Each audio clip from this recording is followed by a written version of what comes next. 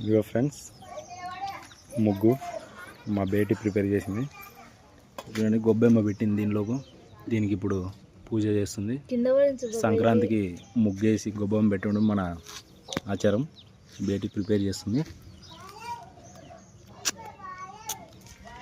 ఈ ముగ్గులో ఇక్కడ ఏదో వేసింది, బట్ దీని పేరు ఏందో నాకు కూడా తెలియట్లేదు. మీరు కనిపెట్టండి ఫ్రెండ్స్, తెలిస్తే కామెంట్ చేయండి. ఇక్కడ ముగ్గు అయితే మంచిగా పూలు పల్లీలు అన్నీ తీసుకొచ్చింది.